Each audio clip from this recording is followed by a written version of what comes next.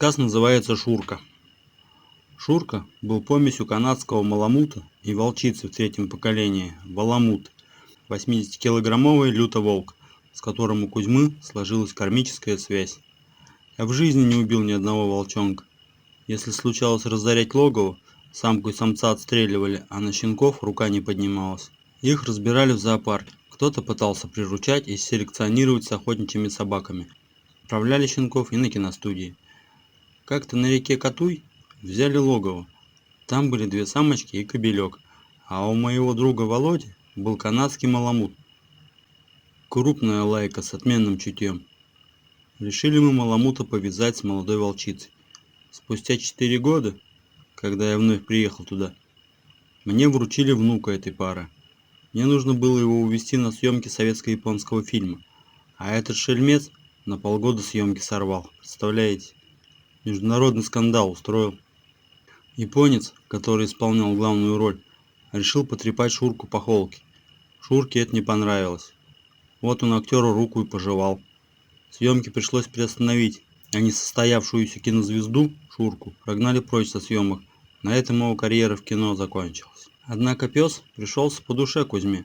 Он забрал его с собой и решил брать его с собой на охоту в тайгу. Огромный, сильный, мохнатый, вылитый волк, но с добродушной собачьей душой.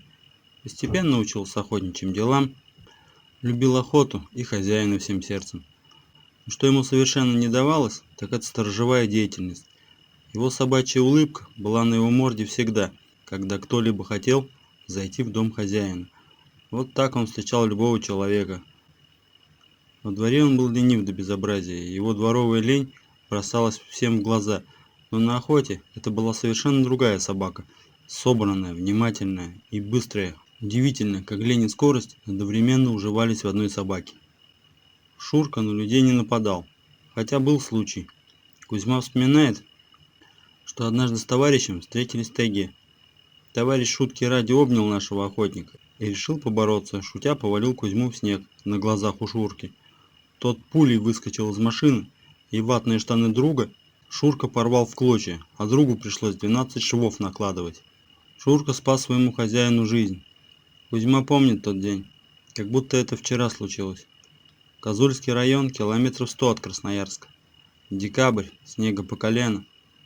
Кузьма отправился добывать лося, а Шурку привязал на охотничьей базе к столбу. Когда снег большой, собаку с собой на лося брать нельзя. Собака проваливается, а сахатый на нее тогда налетает и передними копытами бьет насмерть. Меня на машине забросили за 3 километра. Там я встал на лыжи и пошел искать следы. Вот уже вижу сахатого. Я весь напрягся в предвкушении и вдруг слышу сзади бряцание ошейника и тяжелое дыхание. Мимо меня пролетает Шурка и метров в 10 сбоку нападает на медведя. Я медведя даже не видел, так увлекся сахатом. Я быстро вскинул ружье, выстрелил в медведя. Нужно было перезарядить ружье.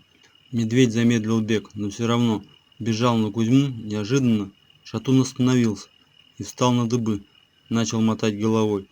Кузьма увидел на загривке медведя Шурку. Тот вцепился ему в шкуру намертво, стиснув челюсть. В это время охотник успел перезарядить ружье. Сделал контрольный выстрел в голову медведя. Подошел, сел на медведя и закурил. Шурка, тяжело дыша, положил голову мне на колено. Мол, хозяин, ты понял, что я тебе жизнь спас? Я обхватил голову верного пса и заплакал. До меня дошел весь ужас того, что могло произойти со мной, если бы не Шурка. Мужики потом рассказывали, что вальщики в лесу случайно подняли медведя с берлоги. Шатун бродил по тайге в поисках добычи. Получается, что Кузьма торопил лося, а медведь в это время торопил охотника. Шурка поначалу спокойно лежал на привязи.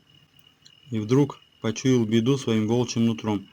Беситься начал, все рвался с цепи, порвал губу, сломал карабин и умчался в лес.